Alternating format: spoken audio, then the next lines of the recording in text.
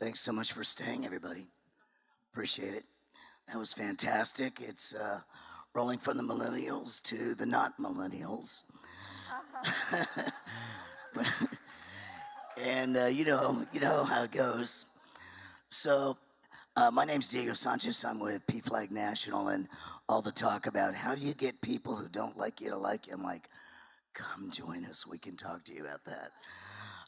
We have a most incredible panel, and the topic is called Returning the Favor. Of course, as moderator, I want to extend that to say, return the favor, but extend the favor.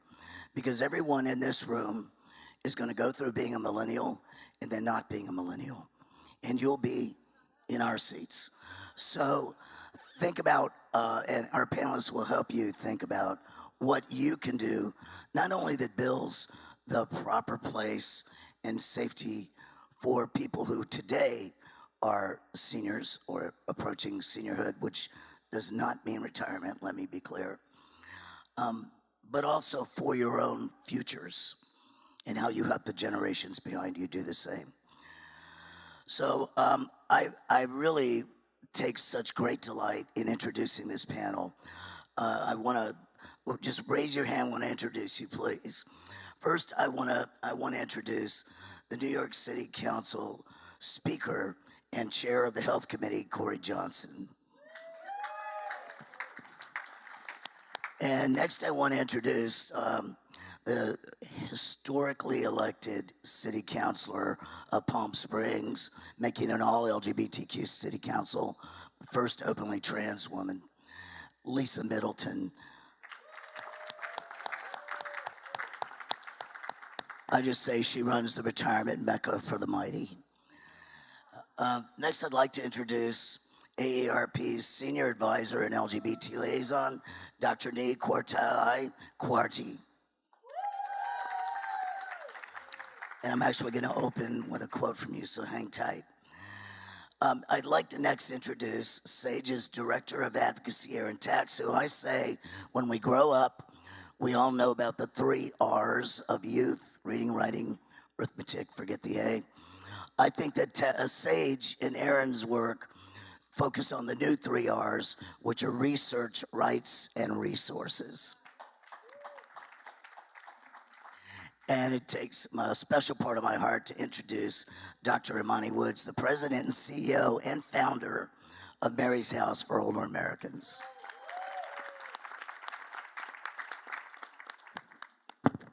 So to frame this, I just want to quickly open with a quote from Dr. Quartey that I think captures so much of what we need to look at.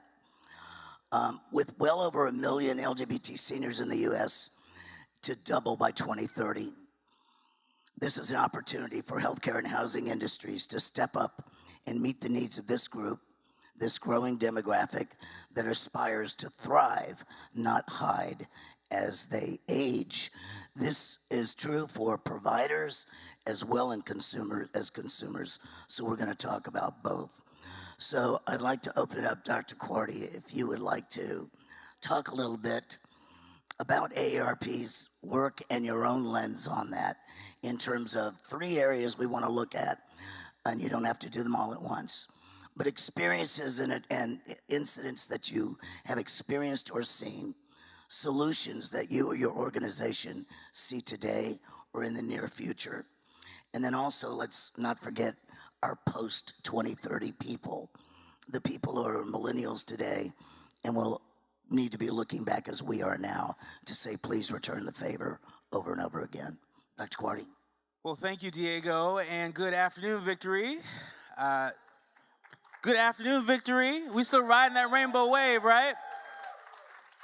AARP is so honored to be the plenary sponsor of this very important discussion, this timely discussion, as we prepare to celebrate the 50th anniversary of Stonewall next year. This is a good reflection point. I want to share a little bit about AARP's LGBT journey to give you a sense of what it takes to influence priorities within a complex matrix organization. In 2016, in our member opinion survey, for the first time in the history of AARP, and we've been around for 60 years now. We asked the question, do you self-identify as LGBT? And we project that 900,000 of our 38 million members self-identify as LGBT. Isn't that great? Isn't that great to know? So knowing that is not enough. What is it that we're going to do? What is it that we need to do to meet the unique challenges and opportunities of our members and potential members? And so we rolled up our sleeves and we got to work. We first recognized that we needed to do our homework. And so we commissioned some research to try and understand how AARP was perceived in LGBT communities through a racial and ethnic lens, through a geographic lens, through a gender and gender non-conforming lens. We wanted to understand where we could make the biggest difference. And we found that in the areas of culturally competent care, affordable housing, addressing issues related to social isolation and data collection, those were the areas where we could make the greatest difference. And so we've been developing a national LGBT strategy that syncs up with our state offices. When I started 2.5 years ago, would you believe that 26 of our state offices prioritize LGBT work in their state plans? And now today, as we sit here today, Victory, 39 of our state offices prioritize LGBT work and growing. And so we're definitely moving in the right direction there. I also want to add just the importance of doing this work through an intersectional lens. And intersectional doesn't mean that we're doing siloed work in just the LGBT community, but we're recognizing how these issues cut, how challenges related to caregiving, for example, or affordable housing, how those issues affect Black LGBTQ folks and Hispanic Latino LGBT folks, AAPI LGBTQ folks, et cetera, differently. How it affects gender expansive folks differently. And that's critically important. So there's a lot of education we're doing within AARP. There's a lot of education we have to do with our members, and we got to get out there with the public. And that brings me to my last point, which is partners. You know, I hope one of the big takeaways that you have from this panel is that you go away thinking about who are those unconventional partners that we could be working with. Who are those unconventional stakeholders that we should be talking to? I would imagine that a number of you who came into this room may not have necessarily thought of AARP, to come to AARP to say, hey, you know, let's do some work as it relates to LGBT seniors and LGBT older adults in our community. I hope this panel disrupts some of those preconceived notions for you. We have built a longer table at AARP, working with SAGE as a core partner. We've been working with them for over a decade. But these are challenging times, and they require that we have a table with folks that bring various lenses. And that's why we've been investing in and supporting the Victory Fund Institute, Lambda Legal, the National LGBT Chamber of Commerce, the Center for Black Equity. We've done some work with Mary's House, and more to come. And so hopefully AARP is becoming a powerful demonstration of what's possible when complex matrix organizations and big brands get in the game. Thank you so much, and that's a great way to lay out the umbrella. And thank you again for your sponsorship today. Councilwoman Middleton, I would love for you to bring some of the raindrops to light. Talk to us. Hello there, Victory. It's a pleasure to be back here, and I am a proud Victory Institute graduate as well. Clearly, I'm not a millennial, but at 66 in Palm Springs, I'm a part of the younger generation.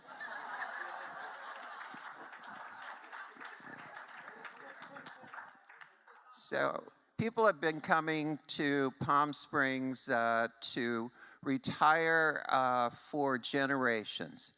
But over the last generation, we have seen a substantial change. There have always been a significant number of LGBTQ seniors in our population.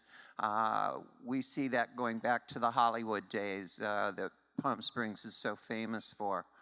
But in the last generation, our city moved significantly to be a place of choice for LGBTQ seniors to retire to. Today, we are approximately 1/2 of the population of the city of Palm Springs. And as has been noted, we were the first all LGBTQ city council in the United States.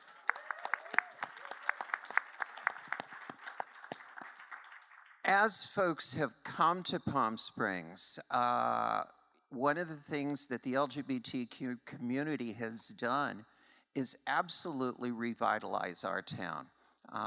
We, a generation ago, had a downtown that was in many respects falling apart. It was our sister cities down valley, as we like to refer to it, that were getting all of the buzz and so many of people moving in. And then the LGBTQ population came in, took all of those mid-century modern homes that were falling apart, redecorated them, refurbished them. Imagine that. And then after doing all of that remodeling of homes, we decided to start something called Modernism Week about a decade ago. And today in February, that will bring over 125,000 people to Palm Springs each year just to walk through our houses. You know, if they're coming to see our gay homes from all over America, perhaps it's time that they vote for our rights all over America. But I want to talk about one of the things that's happened is our LGBT Center has truly expanded and grown. Today, 68,000 people will visit our LGBT Center over the course of any given year. 78% of those will be seniors. About 2/3 of them will be gay men. Our food bank will serve an incredible number of meals, and here's where some of the stereotypes start to break down. In our food bank, we see very few lesbians come through. And the rumor is that every gay man who lives in Palm Springs drives a BMW convertible, lives in a very plush home, but almost half of the people who come to our food bank are gay men who are seniors, who do not fit in the demographic of incredibly successful individuals and are living in a place where they're probably living in a trailer home or some other very modest place of income. We're also seeing individuals coming from all over the country to Palm Springs to try to avoid some things that are very common to seniors, social isolation. But one of the most important things is culturally competent health care. We actually do have that. As a transgender woman, I had the incredible experience about 2 years ago of sitting in a room with a number of medical practitioners and realizing that they were actually trying to recruit us as patients. For someone who grew up in the age when you would pick up your insurance policy and turn immediately to general exclusions and always find all health care related to transgender care is a standard exclusion, this was a remarkable moment. At Eisenhower Medical Center, which is one of our leading medical centers, they actually have a transgender man who is a patient advocate for us in their entire institution. Yes, absolutely remarkable things. They don't occur in most of the country, though. And we can't have everyone moving to Palm Springs. One, it won't be affordable, and two, we need you to stay in Pennsylvania and vote.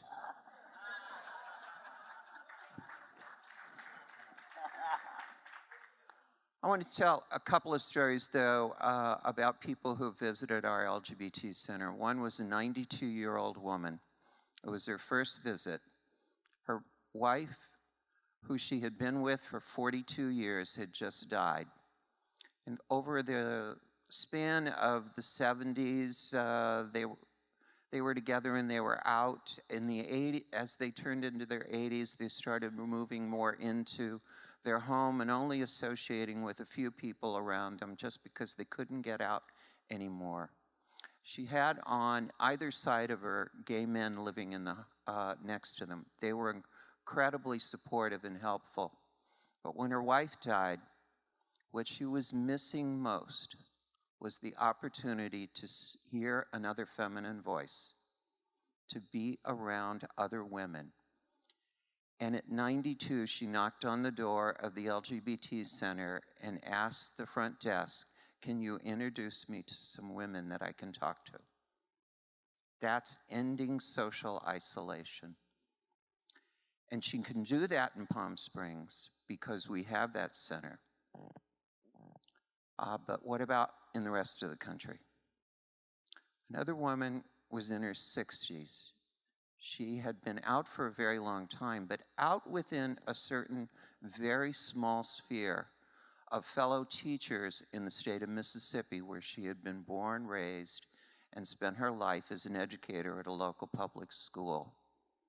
And all of them told her when it was time to retire, "You have to leave. If you are going to find comfort, if you're going to find friendship, you've got to move somewhere else." And so a couple of months ago, she found herself again at the center's door asking, "Can you help me meet people?"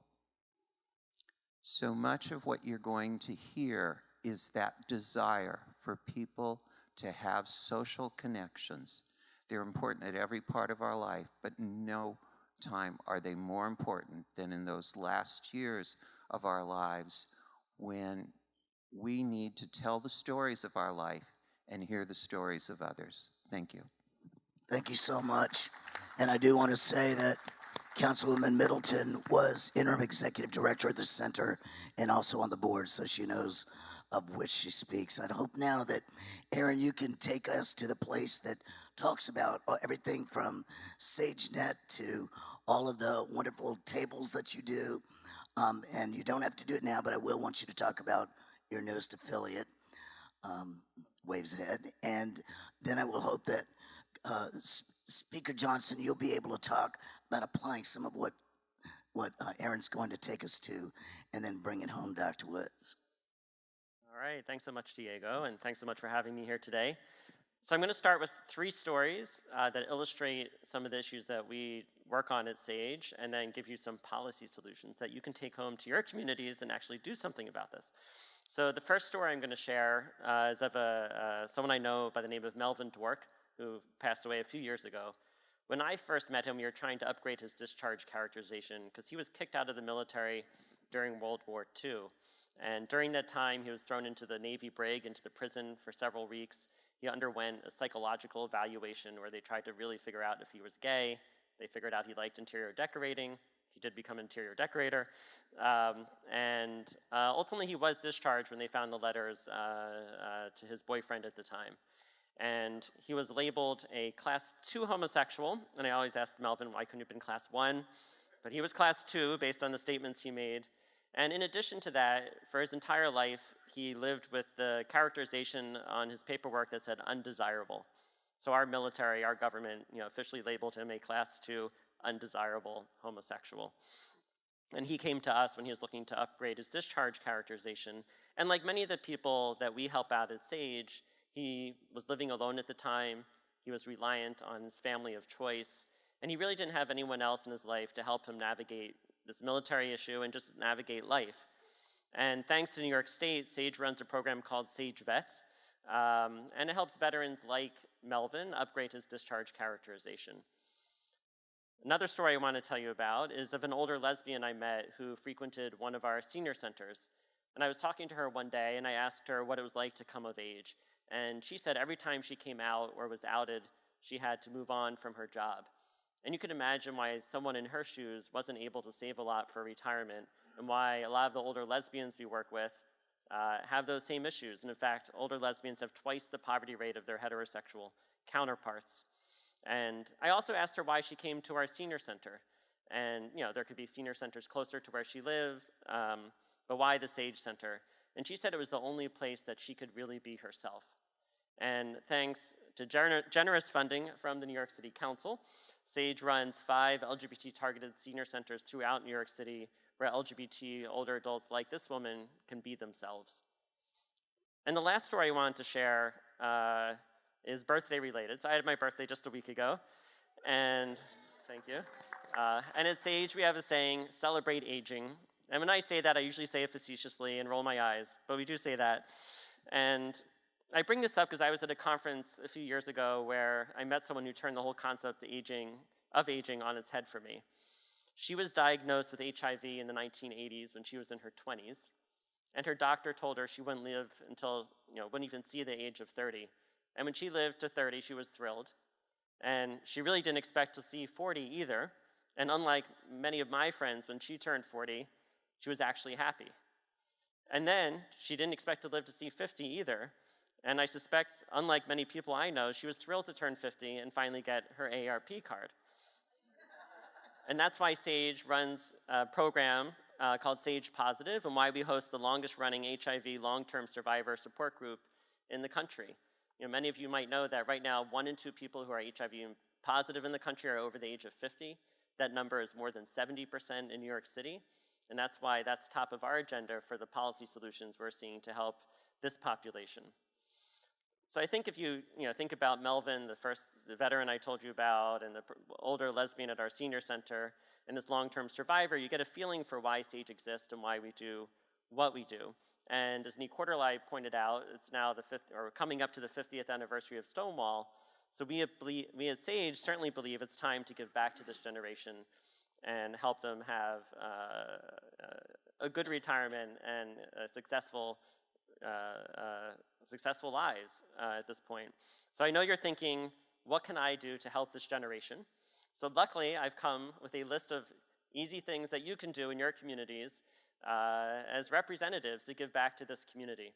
And the very first thing I want to highlight, it'd be hugely impactful. It's fairly easy to do. And many of you will be very happy to note that at the federal level, the Congressional Budget Office has scored it as a 0, meaning it doesn't cost anything. And we know lots of folks like that. So what is this that you can do that's relatively easy and doesn't necessarily cost anything? Back in 2012, the Obama administration said that communities across the country can designate LGBT older adults and other populations, including those with HIV, as target populations under the Older Americans Act. And the Older Americans Act funds programs like Meals on Wheels, congregant meals, and all these programs that allow people to age in place in their community.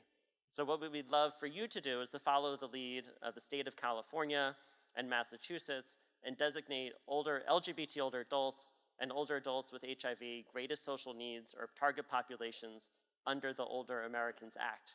In fact, the DC City Council has been the first legislature in the country to introduce legislation earlier this year that would designate both older adults with HIV and LGBT older adults a target population. We're hoping they'll pass that in this upcoming year. There's no reason why other communities and the folks that you represent can't do this, even New York City and other jurisdictions. We hope you move forward and make that designation. 2 other quick things that you could potentially do. Second is follow the lead of Massachusetts again and California and mandate LGBT cultural competency training for people in the aging network and people who work with older adults around the country. That would, of course, have a huge impact and make sure the older adults that we represent get the services and supports that they need. And lastly, you can follow the lead, again, of California and establish or pass a long-term care bill of rights that would make sure that people in long-term care settings are not discriminated against and are able to be in those settings free from discrimination. So I ask you to join us. I have a whole pile of cards with me. I'm happy to send you information on all these policy solutions, and we're happy to stand at your side and walk you through the process if you want to pass them back at home. And thanks so much, Diego. And Speaker Johnson, I believe you all have a Bill of Rights that's either in place or coming, and you've done some incredible work directly on something exciting to announce this year and opening next. Can you talk to us about that and your other priorities? Sure. Well, thank you all. Thanks for having me. Before I talk about some of the, I think, exciting programmatic policy, legislative, budgetary land use work that we're doing in New York City for LGBT seniors. I just want to, say, Diego, you, of course, worked for one of my heroes, Barney Frank.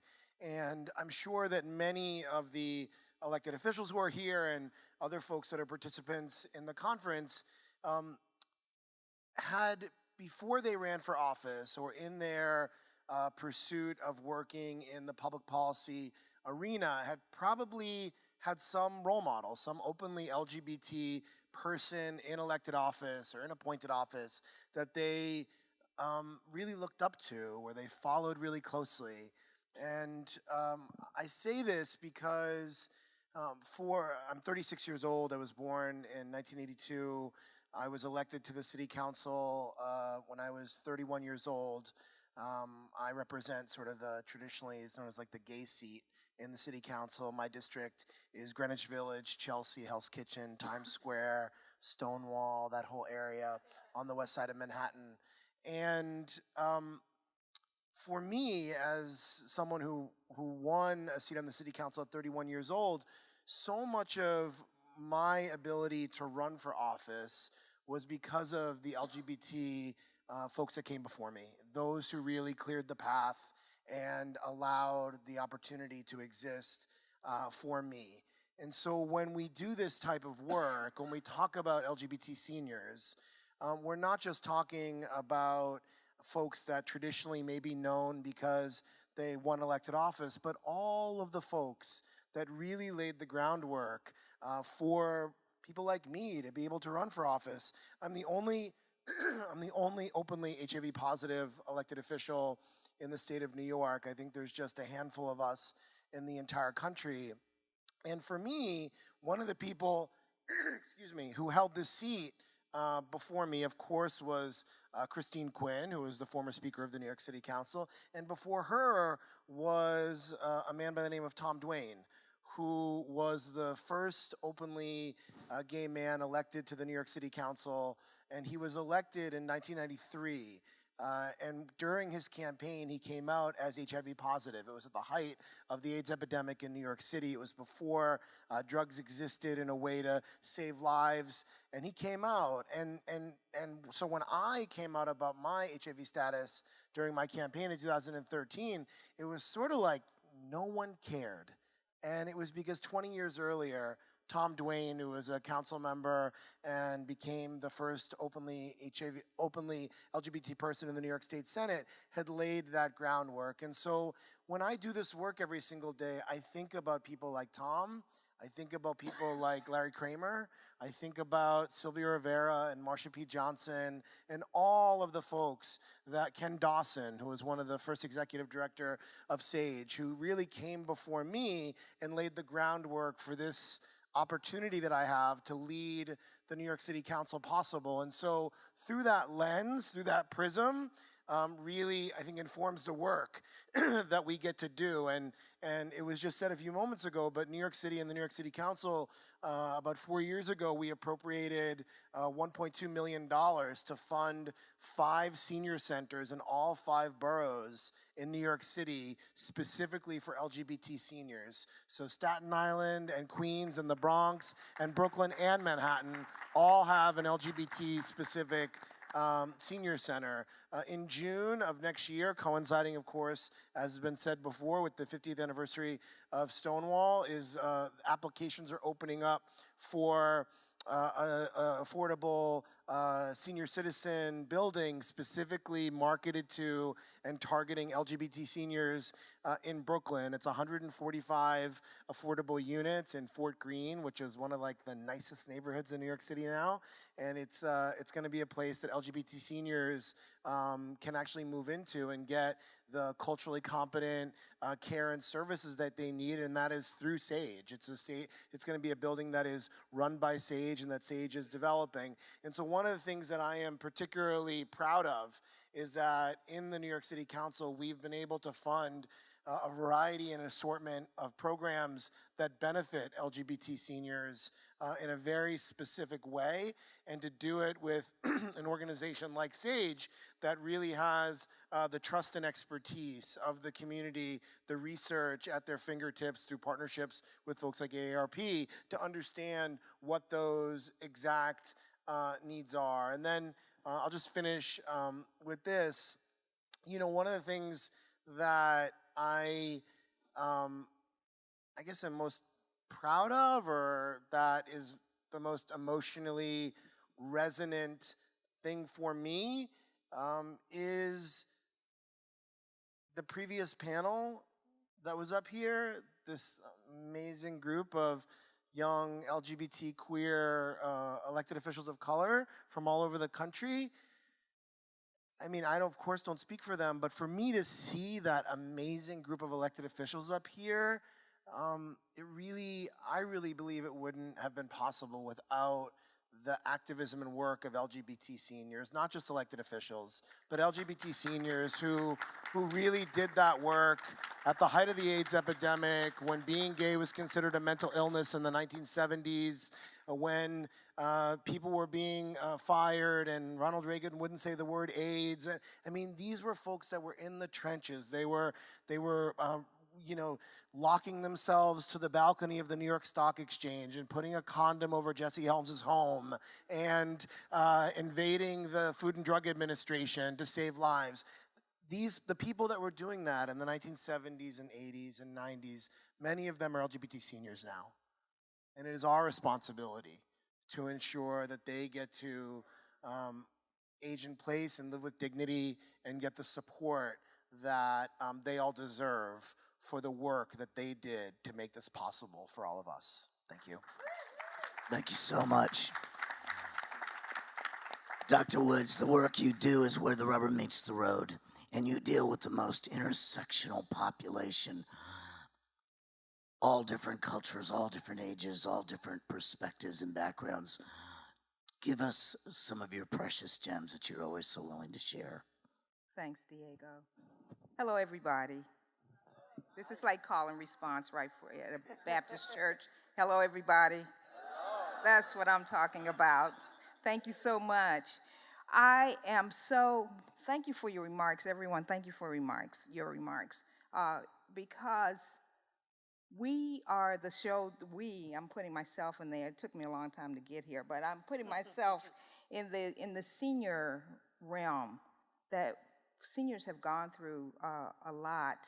I liked what Corey was saying, and I want to take us back, perhaps, when people were being activists in the 60s and 50s. This is my city. Welcome to Washington, D.C. This is my city.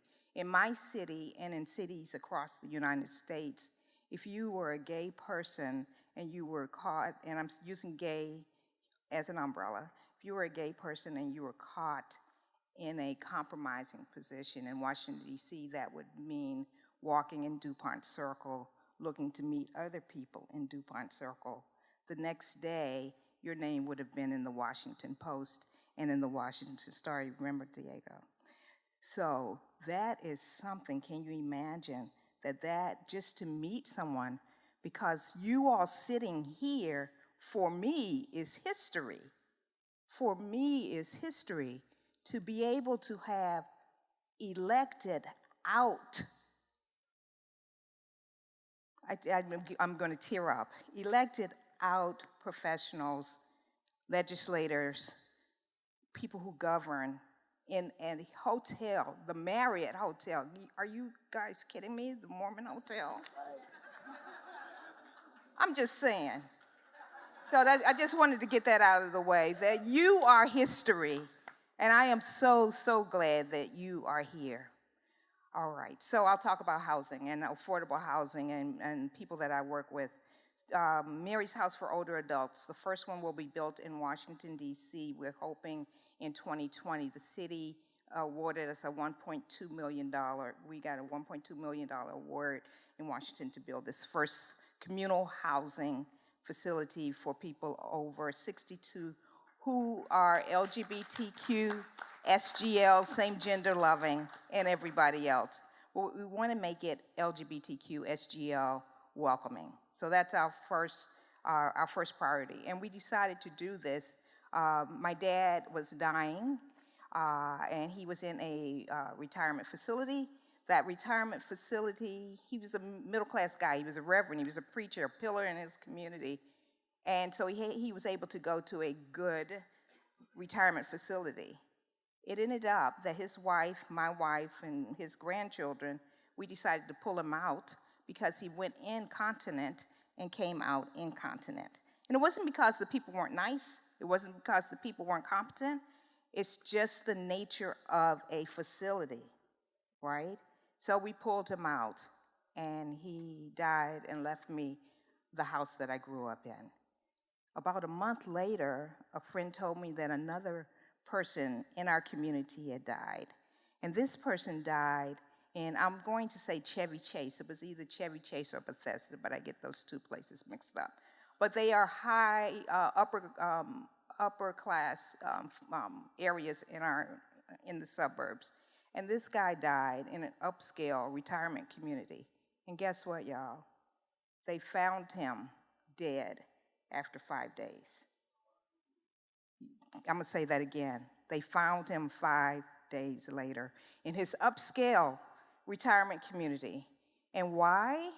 Diego hinted at it earlier. Social isolation.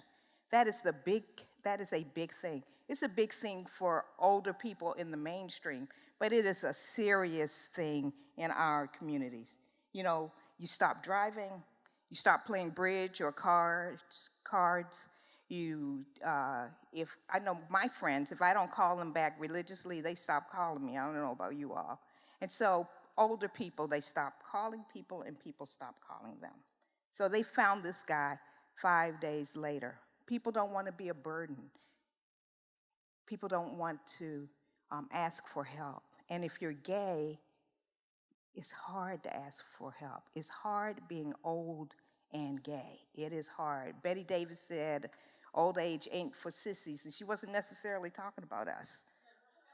And she thought it was a hard thing, right? So when we talk about aging, I want you all to be gentle when you go and talk about aging. We have a lot of millennials. Someone on the last panel said there have been millennials all the time, at all time. I appreciated that. So if there have been millennials at all times, then there have been old people at all times, right? Old people are not relics. Please don't ever describe someone as a relic. Be mindful of your language, right? And it's all education. We're not, it's all education. Ask people what they want to be called. A person my age, don't call me Imani, right? Don't call me by my first name unless you know me or I've given you permission. You call me Dr. Woody or Miss Woody or something. You don't say Imani. That's a cultural thing in my culture, but it's a respectful thing in all cultures. Ask what people want to be called. I have a story that makes my heart sad in Washington, D.C. that is a Mary's House story. There are two clients, one's 86 and one's 78. And they've lived in Washington for almost all their lives. The oldest one has been living in the same house for over 60 years. They got notice to be evicted from their home that they had purchased for 76 years. So they came to Mary's House and said, what can we do? We went to the city to try to find housing because we have housing vouchers. They filled out the application and they were $100 over the amount for two people, so that didn't work. We did some other avenues, and the final thing was, Dr. Woody, if they go to a shelter, then they can go on the waiting list. 70-plus-year-old lesbians going to a shelter, that's just kind of impossible, right? They have health issues. And a lot of people have said, some people have said to me, well, what did they do? What did they do? Why are they homeless? You know, we're not doing the victim thing. The bottom line is, you know, they're getting ready to be homeless. So we worked with the city, and we did find a place for these folks to live. So I encourage, so you on city councils, when people are talking about homelessness, please don't let it only be youth homeless, right? We talk a lot about LGBT youth homelessness. We talk a lot about LGBT youth suicide. We talk a lot about LGBT youth isolation. These things are happening to older people. They are homeless. They don't call it homeless because they're couch surfing. So how can you be homeless if you have a home, right? But my dad said if you don't have the key to the joint, you are homeless. So that's my definition of homeless for folks. So I'm asking you all just to be aware when you're passing bills and proposing bills, and Aaron has this down to a science. Please call him. Please say please insert LGBTQ. If you're out, please insert LGBTQ into the language, because if it's not there, we're invisible. No one here talked about being erased, so I won't talk about it, but you know, we're not trying to be erased, right? And the only way that can happen is that we use those acronyms, LGBTQ, and Mary's House uses SGL for same gender loving to identify other populations. Thank you so much. So I just need to say these folks are so awesome, and we're not done, but we're going to do something a little different than the last one. Chill. First, I do want Councilwoman Middleton to talk a little bit about when you're in an affluent community and you're presenting a position of risk amongst so much of a large percentage of the community, how do you convince other people in power to understand that, respect it without losing face on the image of Palm Springs? And I also want, if y'all have questions, I want you to come up here, make them questions, make them short. We still have 17 minutes, so feel free, come on up. Well, our community does have neighborhoods and areas of very significant affluence, but we are also a progressive community. That was not always the case, and it very much, the politics of our town changed with the growth of the LGBT population in Palm Springs. There's an old joke that a good friend of mine who's lived in Palm Springs tells. She's been there for 40 years, and the first time she went to vote, the registrar looked at her and said, "I don't think I've ever seen a Democrat before."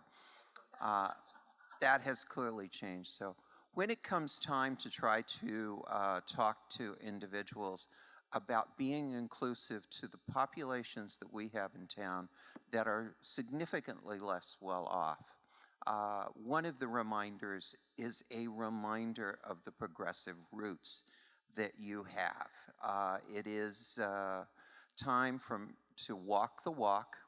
And it's very good to give and to give great speeches and all of that, but you have to be willing to embrace communities that are far more disadvantaged. And I want to thank Dr. Woody for reminding us, so many of the homeless are older, and in our community, approximately a third of our homeless are women over the age of 65. Most of those women are not a part of do not identify as lesbian, but they are a part of our community. We have a third of the population in Palm Springs that are people of color, a very significant, long-standing African American community, smaller but very influential Native American community, and then the Latinx and the Filipino communities are extremely important. One of the things that we've been just going through in our city is moving from electing all of our officials at large to doing so by districts, specifically to be able to address the ability of people of color to elect someone to our council. Thank you so much.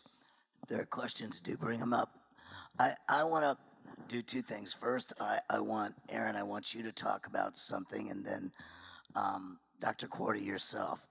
So, Aaron, one of the things at PFLAG that we did is we sent our entire staff, except for me and our director of communications, to Puerto Rico for 2 weeks to rebuild homes with Waves Ahead, run by my very dear friend, Wilfred Labiosa.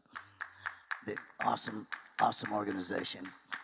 So I want you to talk about, I noticed that you have this affiliate now.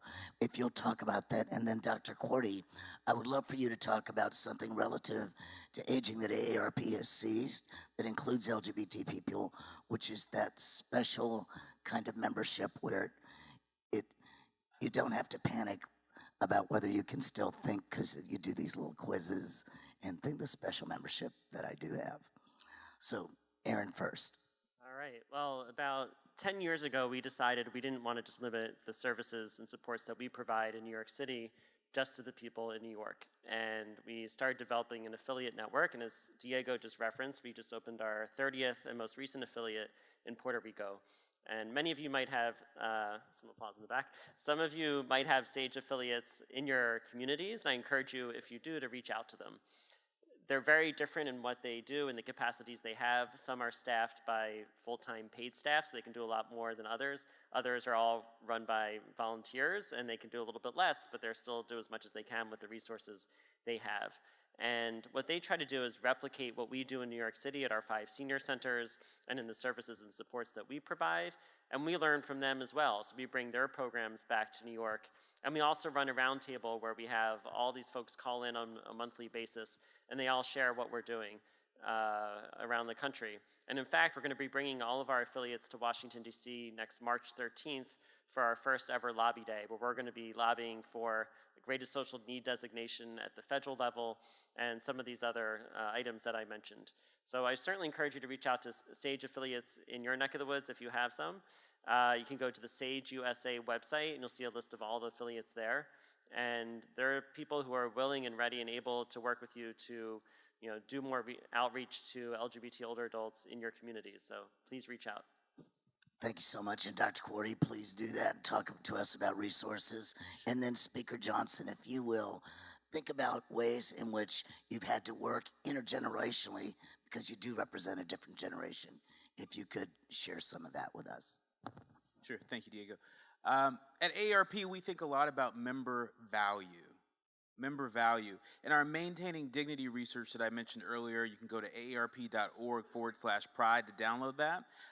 Towards the end of the slide deck, you'll see that we wanted to get a sense of what was the awareness level among LGBT older adults 45 plus, and it's over 60%. They are aware of AARP, but it drops to 25% when we look at favorability of AARP based upon LGBT programming and advocacy.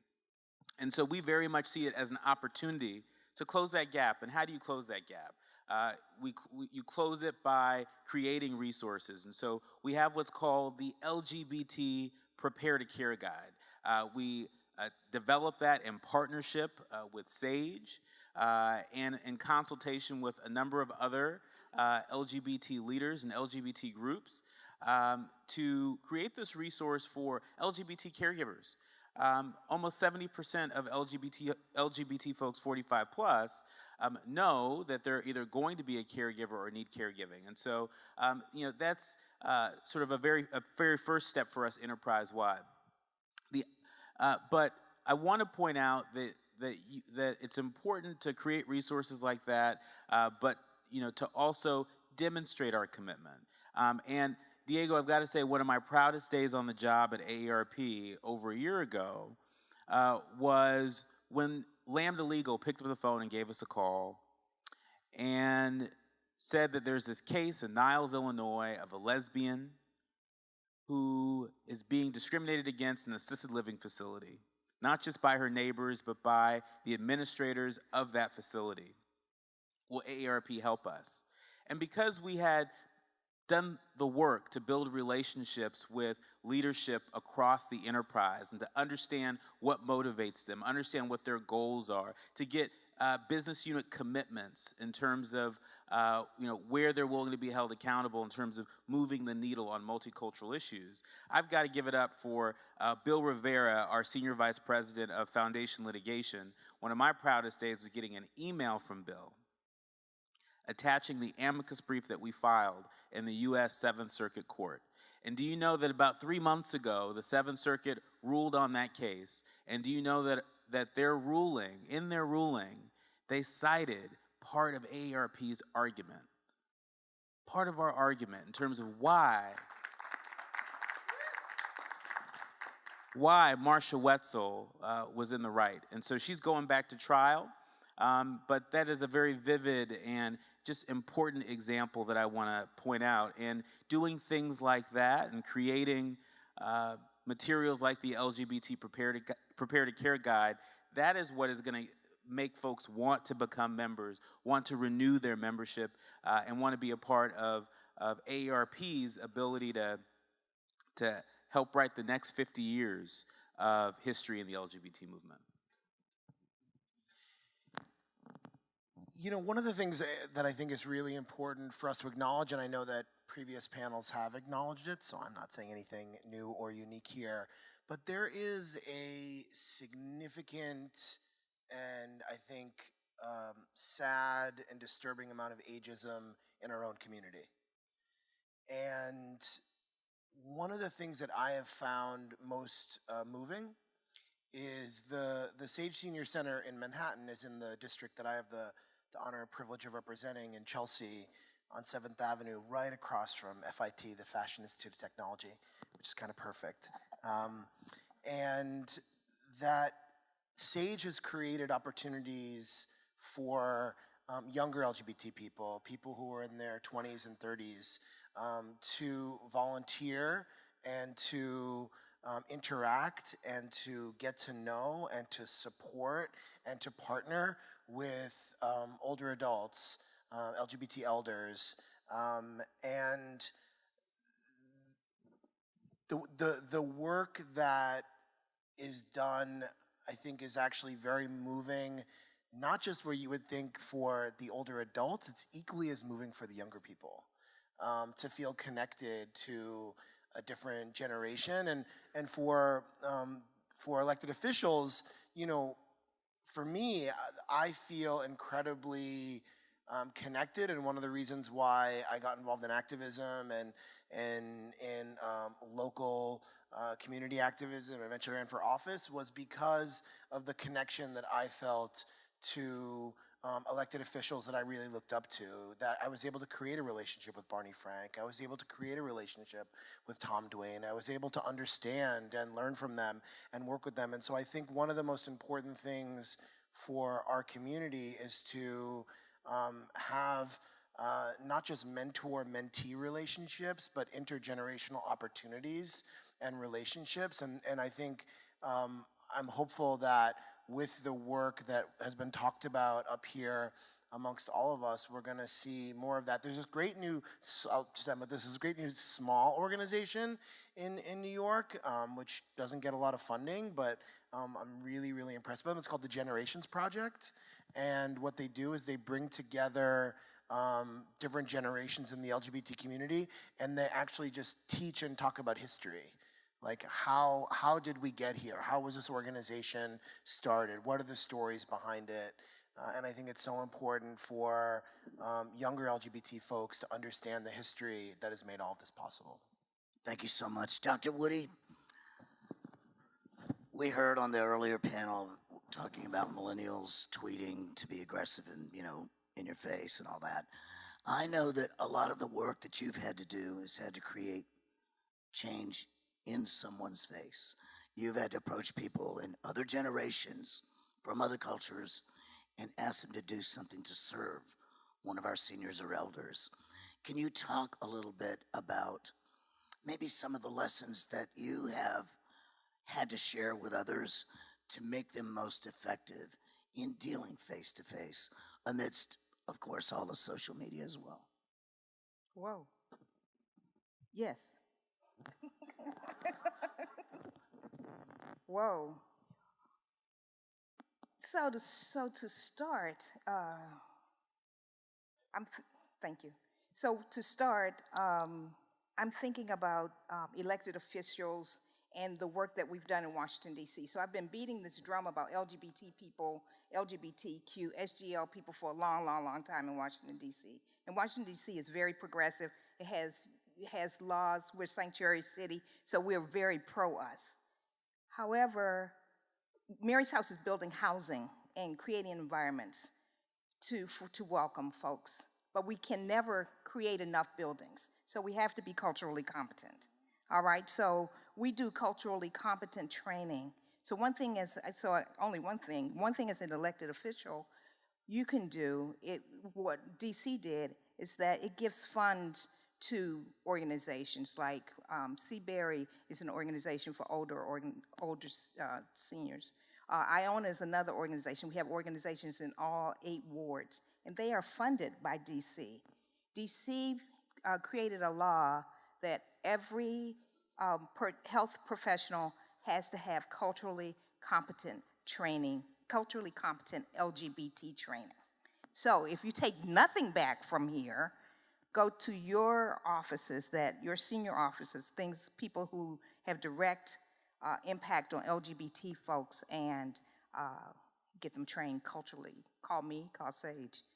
Thanks. Thank you so much. I will let you know that we have spent 56 minutes and 20 seconds together. We are under schedule, but we're proud to do it. Thank you, everyone, for your time. Thank you. Thanks, panel.